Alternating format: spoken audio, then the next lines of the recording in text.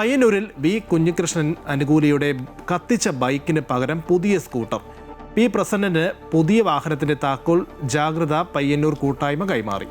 അക്രമങ്ങളിൽ നിന്നും CPM പിന്മാറണമെന്ന് V കുഞ്ഞികൃഷ്ണനും എന്നും സത്യത്തിനൊപ്പമെന്ന് പ്രസന്നനും പറഞ്ഞു. 10 രൂപ ചലഞ്ചിലൂടെയാണ് ജാഗ്രത പയ്യന്നൂർ പണം സമാഹരിച്ചത്.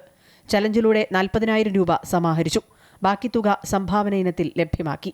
ജനുവരി 26 രാത്രിയിലാണ് പ്രസന്നന്റെ വെള്ളൂരിലെ വീട്ടുമുറ്റത്ത് നിർത്തിയിട്ട ബൈക്ക് തള്ളിക്കൊണ്ടുപോയി സാമൂഹ്യവിരുദ്ധർ തീയിട്ടത്. ബൈക്ക് പൂർണ്ണമായും കത്തി. ഇതുവരെ പ്രതികളെ കണ്ടെത്താൻ കഴിഞ്ഞില്ല. പയ്യന്നൂരിൽ ഏകപക്ഷീയമായ ആക്രമണമാണ് നടക്കുന്നതെന്ന് വി കുഞ്ഞികൃഷ്ണൻ ആരോപിച്ചു. ഈ വധഭീഷണി ഉൾപ്പെടെ എന്റെ നേരെ ഉയർത്തിക്കൊണ്ടുവരാൻ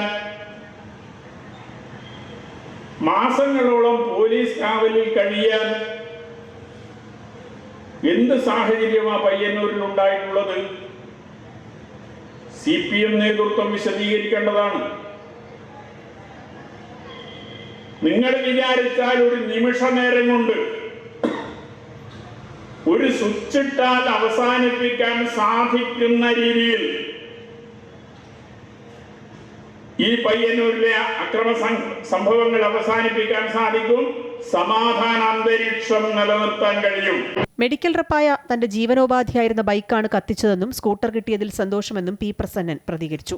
രക്തസാക്ഷി ഫണ്ട് ഉൾപ്പെടെയുള്ളവയിൽ അഴിമതി നടത്തിയെന്നാരോപിച്ച് TI മധുസൂദനൻ MLA-ക്കെതിരെ പരസ്യ നിലപാടെടുത്തതോടെയാണ് ജില്ലാ കമ്മിറ്റി അംഗമായിരുന്ന വി കുഞ്ഞികൃഷ്ണനെ CPM പുറത്താക്കിയത്. അമൃത ന്യൂസ്, കണ്ണൂർ.